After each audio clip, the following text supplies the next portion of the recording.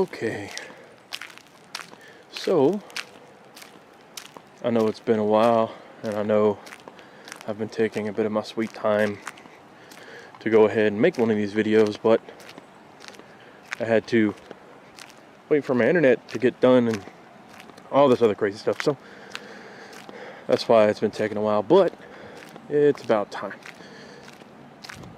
So this is the town that I live in of Hayakawa. You can see my school right there. I live right next to the school. So just going to take you guys through a little tour. This is not like a Hayakawa exclusive thing, but pretty much in every town, most of the residents are making their own little gardens and patches of fields. You can actually see somebody working back there. And of course, my house. Mine would be the one with the the laundry drying outside, which that has been getting taken some used to as of right now. But yep, you just pick yourself a little plot, you go ahead and you cordon it off. It's kind of like you're planting your flag and saying this is mine, and then you just grow whatever you want. And some people I've seen, if you look at the top up there, there's some more gardens and stuff like that. Well, it's kind of hard to see, but they've cordoned off that little area too, so that whole thing, it's just more konnichiwa. That's just more farming, and they grow a bunch of small things. So as you see, they're growing some cabbage. Some people like to do flowers in some areas that I've seen, which has been pretty nice.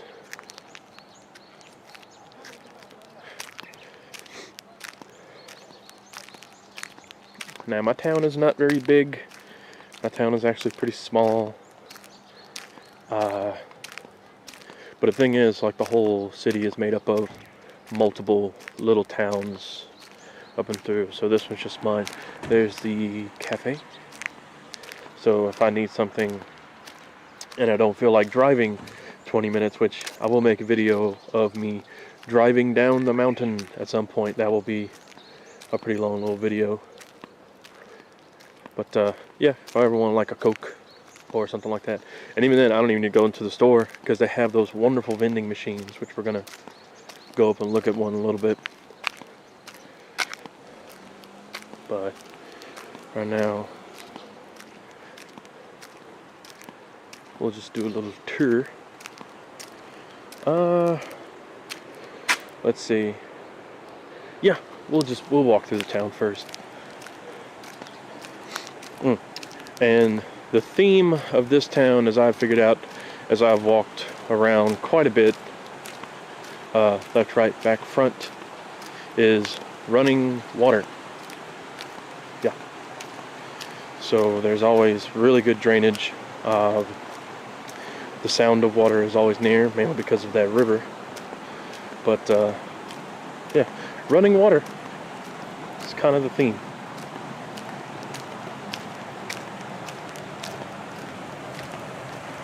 Got some nice housing. And lots of people, I've actually been contemplating buying a couple of flowers or something myself. Seems to be a thing here. Oops.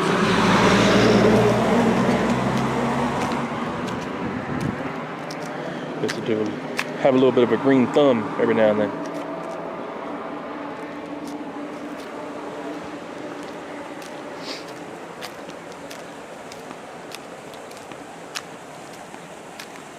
But I'm also doing this to answer a couple of questions, because I get asked this a lot by a lot of my family. So this will clear up a couple things. One of the first questions I was asked, are you taller than everybody? Not everybody. There's actually quite a few people that are my height. But most people that I meet up with I'm usually a couple inches taller, probably that. Now, am I bigger in terms of size? Yeah, I'm bigger than a lot of people. I guess just more because I'm overweight or whatever, but yeah, I'm usually bigger than most people. Especially when I'm trying to buy certain things like clothes or headwear, stuff like that. A lot of the clothing, the shoes, things like that. Now I only wear a size 12 in the US. So you think it wouldn't be that hard, but out here, those are a little bit harder to find. If I was a 10.5, man, I'd be set. Like if all I wore was a large or a extra large, I would also be set. But since I'm in the doubles, it's kind of hard to find clothing in my size. But you know what? Motivation to drop a few pounds and go ahead and try to fit into some of this stuff. For the most part, yeah, I'm bigger than most people. Number 2 I get asked is, how's the food? And the food is pretty darn good.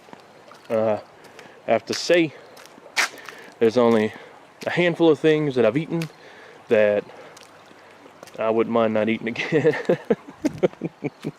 The number one that I just do not want to eat again is natto. Natto is not for me. My buddy AJ, we were at the hotel and he's like, hey man, natto, have you tried it yet? And I go, no, but I've heard stories. And he goes, oh man, they got some at the breakfast bar, get you some. I said, okay, I'll try it. Went and put some in my plate. Mixed everything together. I left the mustard out. Maybe if I would have put the mustard in, it would have changed the entirety of the experience for me. But yeah, I'm not about that natto lifestyle. Natto is not for me. Miso soup, okay. It'd be better if we could put the miso with the rice, but some things, they just don't mix together, and if I were to start pouring my miso into my rice, I'd probably get even more funny looks than than I get now. So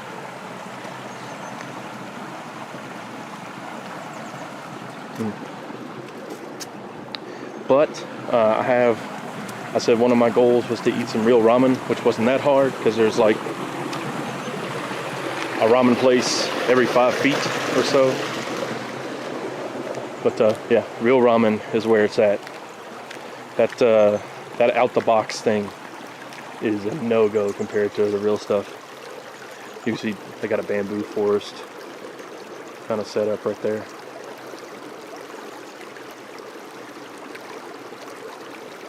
Yeah, so to my other buddies here who are living in the Tokyo area, talk about, oh man, we never see any trees or anything. Well, I've got so many trees, you could have some. I'm in the wild. But, oh yeah. Then number 3, I keep on getting asked is, you know, how's the English? How's all this? Oh, well, some people can speak it. I actually have a couple of fellow teachers that can speak English very well. And they can have conversations with me. Of course, I will say some things that they don't understand because, you know, the English language in America, we like to replace a lot of words. We like to say a lot of things that have double meanings and doing all this. So I have to explain some of the different things. But for the most part, the ones that can speak English are fantastic. I can speak to them no problem whatsoever. There are also many, many more who cannot speak English, and that is also okay because I cannot speak Japanese. So, motivation to speak Japanese. Yeah, remember that running water theme I was telling you about? Well, there you go. It's just running water. Both sides of the road.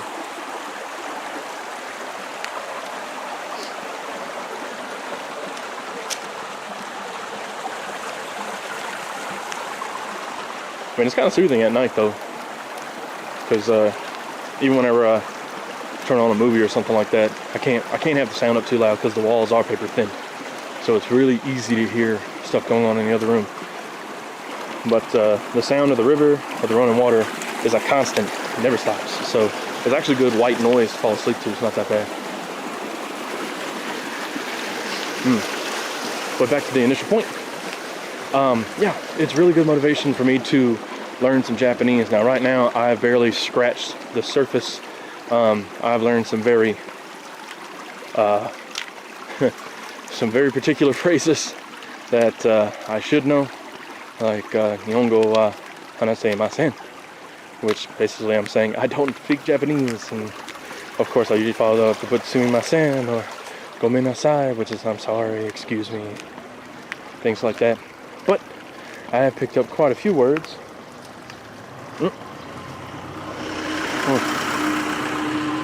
As you see, the streets are very narrow, so that was going to be on the next topic. But I've picked up quite a few words. I don't have central heat or central AC in my apartment, so I have to open my windows for heat. I have to turn on a kerosene heater. Yeah. So I try to use that as sparingly as possible, because I don't want to kill myself with the fumes. So I learned kerosene is yoyu. As I went up to the gas station attendant, I said, I have a heater, and he just kind of looked at me. And then finally I looked it up, and kerosene is yoyu. Okay. All right, well, we're coming to the end of this road, so we're just going to turn back around, because, yeah, the temple's back that way. So we'll go back that way to the temple over there.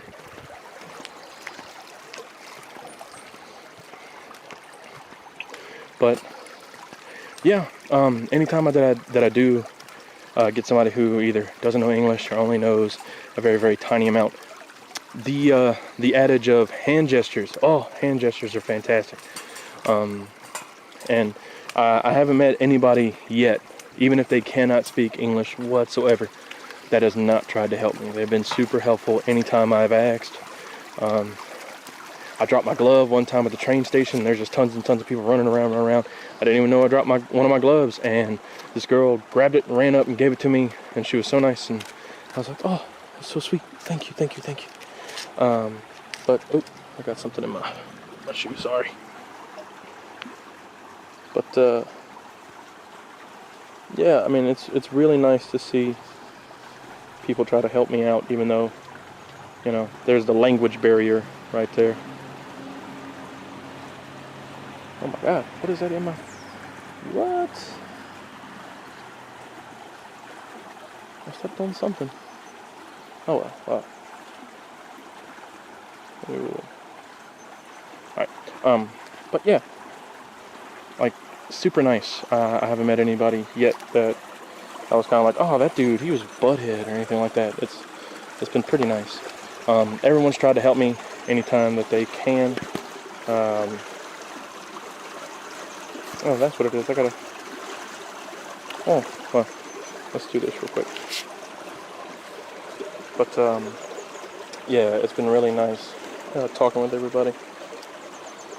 So far at my schools, the kids have been really nice too. Even the ones who cannot speak English that well, they've come up to me and, you know, they try to talk to me as best they can. And they're pretty awesome too, because they love learning basically anything I have to say. I even taught a couple of them what's up the other day. What is that thing? Oh, these flip-flops are not lasting as long as I thought they would. Alright, now we got that out of my foot. Sorry about that. But, yeah, anytime that the kids learn a new phrase, or if they learn something new from me, or anything that we've covered in the book so far, which has only been a couple of lessons anyway, so it hasn't been that much, they always try to use it on me, and they always try to help out, and they always try to speak in English. And like I said, it's just very nice. Then, of course, where I'm speaking with someone who's not the kids, because I'm supposed to be the English teacher, so I'm supposed to speak English 24/7. I try to use as much Japanese as I've learned up to this point. But of course, the funny thing that I always say is they'll ask me, it's like, oh, how is your Japanese? Or how much do you know? And I will pull out maybe like my phone and say, Kore wa pin desu, which means this is a pin.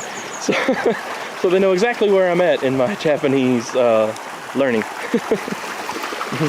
Okay, so The next one that I get asked all the time is, how's driving?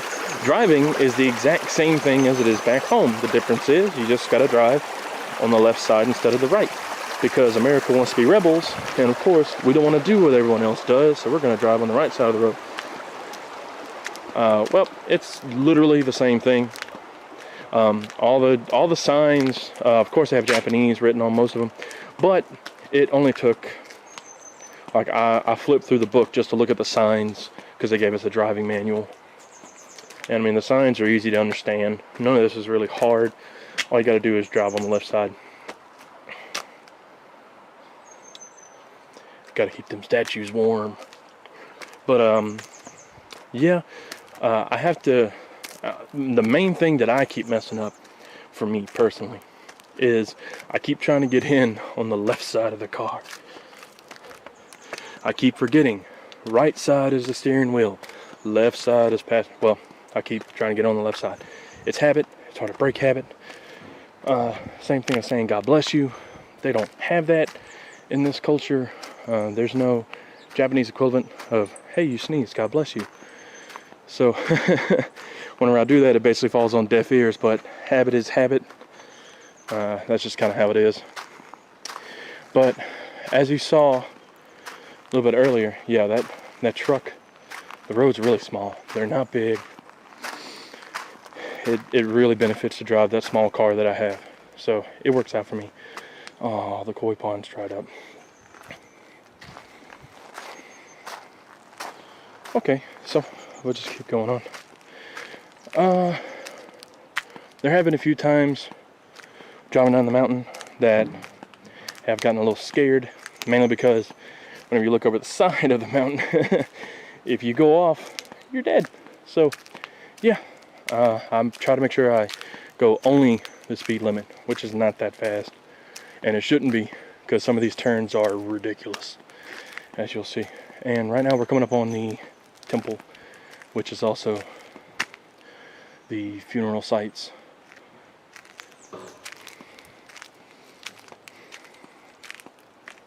As you can see. And then for the next part, it's yes, my car is small. It's tiny. And I'm very thankful that it is as tiny as it is, because if it was any bigger, I wouldn't be able to fit on the roads. So yes, I'm driving. Some people say, oh, you're driving a toaster. No, this is smaller than a toaster. This is like a sandwich maker. That's what I'm driving, a sandwich maker.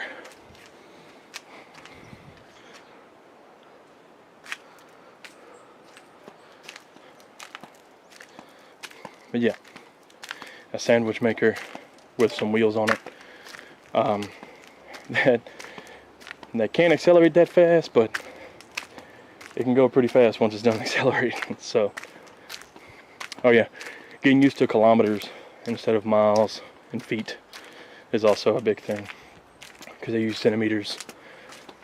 I'm used to using inches, foot. They use meters, kilometers, centimeters, things like that. So it's the little things.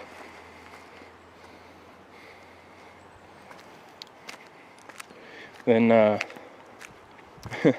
next thing I get asked a lot by my family is very simple things like, oh, well, do they, asking about, oh yeah, this is a good view.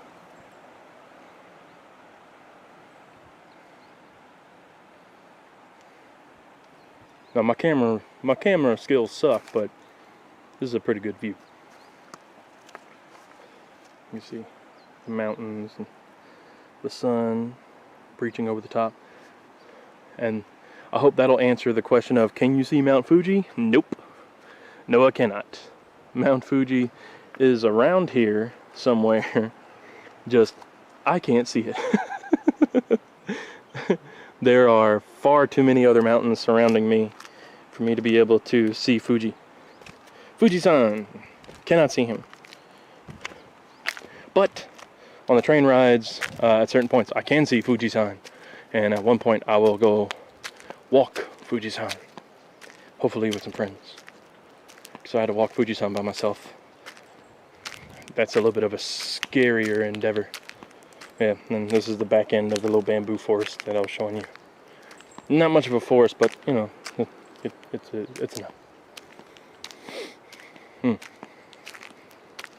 And so, what was it I covered? Oh yeah. My family asked me about a lot of, like, what's a lot of traits that happen over here? What do Japanese people, from what I could see, like to do? How do they do things? What's their daily life? Stuff like that.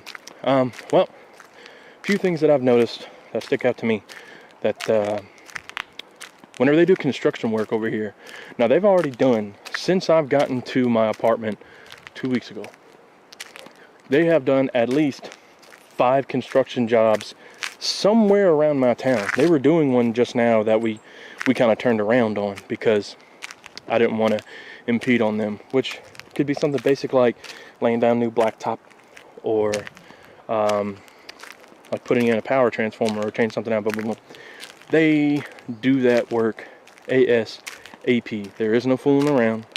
There's no, oh well, it could take us 6 months to fix this road. No, like whenever they come out that day, they pretty much finish what they're trying to do, and they finish it well. I mean, the job is done. It's done right. They're not coming back tomorrow unless it's a job big enough that requires a 2-day thing. Like if it's a 1-day thing, it's done in 1 day. And like, I wish I would have had my camera with me earlier. I went and got some more cold stuff because right now I have a cold. But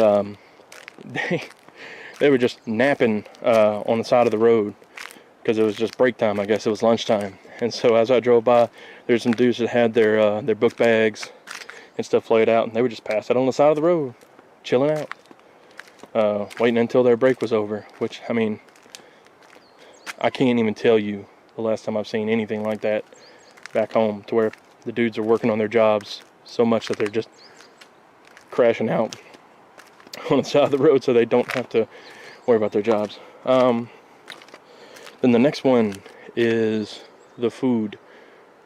The food is very fresh. They have plenty of delis. Oh, look, some sakuras are still blooming. Oh yeah, the sakura trees, like they bloomed, and I think after last week the wind came by and blew off all the petals, and it was really pretty. And it was like pink snow all around you. It was raining pink petals, and it was very awesome. And then they all went away, and I was gonna kick myself in the head, thinking, oh, I missed it. I should have videotaped the trees and whatnot for my peeps back home, because I know they really want to see it, and they would have loved it. And I was like, geez, now they won't get to see it. Well, apparently round 2 is about to happen, because as I went by the trees, more buds were blooming and new buds were coming out. So there's probably going to be a round 2. So I'll make sure to definitely take a video for round 2. Konnichiwa. But there's always that. But yeah, back to the point. Yeah, the food is real fresh. Like going through the supermarket, there's always fresh fish, fresh veggies, fresh this, fresh that, fresh bread. Bread is cheap. Bread is really cheap. It's pretty awesome. And the bread always comes in assortments. Like, this will probably be the one thing that I won't be able to budge on, that I will kind of just do. But strawberry bread. Strawberry bread is where they take a little thing of bread, they cook it up, and they stuff strawberry jelly in the middle of it. Oh, it's fantastic. And that's probably what's going to keep me fat, because I buy it like crazy, because it's a big old piece of bread. It's around that big old piece of bread. It cost $1.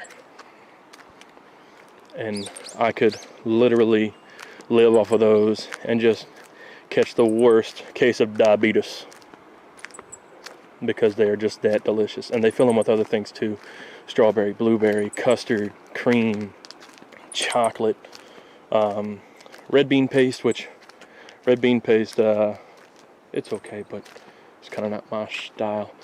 But yeah, it's pretty fantastic. And then they also sell a lot of small bread stuffs for $1 that come stuffed with other foods. So they have some with eggs, some with hot dogs, some filled with noodles, soba noodles. I saw one, and then like all this other stuff. Lots of very convenient stuff. And then the next thing that I noticed were the convenies. The convenies are exactly that. They're super convenient. They do everything you need them to do. You can pay your bills at the convenie. You can buy dinner, lunch. They have magazines, books, snacks, drinks. I mean, really, the convenies are pretty awesome. The convenience stores back in the U.S., really the only thing that they do that the convenies don't do is sell gas. And they have gas stations over here specifically for gas. Like you're not stopping at a gas station to go in and pick up a Snickers bar and a Coke. You're stopping at a gas station for gas, and that's it. Now, you can go to the convenience after that, but for the most part, yeah, that's all you're doing. Let me see. Simple little things. Oh yeah, the shoes off indoors. I'm still breaking that in. You wouldn't think I'd have too much trouble with that, but sometimes I just kind of forget. And I know that's not an excuse, but you know, I try. I'm getting used to that. Things of that nature. But yeah, driving not hard. Driving's not hard. The stores are very convenient. They have stores for everything. You just gotta go find it, is all. The food's good. They just don't season the food as much as I'm used to. I'm used to more seasoning. That's my only thing with the food. Like, the food's cool. I like the food. Obviously, I'm finding things to eat because I'm still alive. But as far as seasoning goes, a lot of it is that I've had so far. Now, I probably just haven't eaten the full spectrum yet, which there's no probably to it. I haven't eaten the full spectrum yet. But I'm just used to more seasoning on my food. That's all. But yeah, a lot of stuff that you taste is more the natural flavors kind of blending together, mixing everything in. So you're really getting, like when they throw onions in there, you're going to taste the onions. Whenever they throw pork or chicken or something like that, they'll season the pork a little bit or do this, but for the most part, it's more the natural flavors combining together. So that's what you get for the most part. Oh, and there's the river. If you follow the river.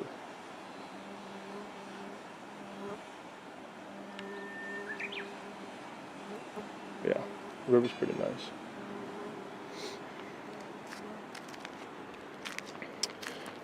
But yeah, I mean, I enjoy all the food I've had so far. I mean, there's some stuff that I don't like, but I mean, that's any culture though. You're gonna find stuff that you think is really great. Like, I love burritos. I think burritos are awesome. Enchiladas, not so much. You know, so over here, ramen is awesome. I love ramen. Ramen's really good. Ooh, curry. I really haven't had a curry yet, and I've had four types of curry so far, and I haven't had one curry yet that I was like, no, I don't want this again. Keep this away from my mouth. No, like I'm almost tempted to be like, hey, what you got in that curry? Oh, you got dogs and cats in that curry. Give me some of that curry. I want to try that. Like, dude, I want to try like all the curries. Like, they throw vegetables in those things, I don't care. And usually, I like to, well, if I can, I try to avoid vegetables, which is wrong. But for the most part, I have been trying to eat more veggies so I can get, you know, not as fat. But whenever they throw that stuff in the curry stew, I don't even care.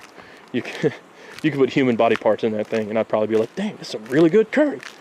But yeah, curry's awesome. So yeah, driving's easy. Finding food's easy. There's really not much food that I don't like around here. Living is pretty simple. You just have to deal without the central unit. But I will say the upside of not having central air, like heat or AC, is my electricity bill is fantastic. My electricity bill, they just sent me a receipt, which I'm waiting for them to send me the actual bill so I can bring it to the 7-Eleven down the mountain. Was only $16, and that's awesome. Like, the bill was only $16. Like, I'm coming from, like, the electricity bill being some wild $100-something, $200-something bill. And, like, my bill was only $16. $16. You can't beat that. Now, I haven't got my gas bill yet. I haven't got my internet bill yet, which I finally got my internet hooked up. And so it's going to cost all these extra charges because of my internet and whatnot. But yeah. it's pretty nice out here, and all the teaching staff, even the ones who can't speak English very much, they try to approach me and try to talk to me, and I try to talk back to them. Like that, like I said, that's kind of my driving force to learn more Japanese, is that they want to talk to me and I want to talk back to them. I want to have some type of a semblance of a conversation, even if my Japanese is all busted and I can't put the right stuff in, because the key is communication. As long as you're getting your idea across, that's what matters. It doesn't matter if it's perfect or not. And that's kind of what I'm leading with the kids too. Whenever the kids, they try to look at me and they say, oh, I can't speak English, and I go, oh no, okay, I can't speak Japanese. So, you know, the key is, can you communicate an idea? And if the answer is yes, and the answer is yes, and that's great. It doesn't have to be perfect English, which is the biggest part. Okay, so, well, we have made it back to my apartment. I think on the next one, I'm going to show the river and show the little park that's around my place. So, that will be the next one. So, hopefully, next video I pop up, we'll go ahead and show you guys some more of my area and whatnot. And of course, the mountain. It's like we're playing Catan all over again. Alright, so I will see you guys later.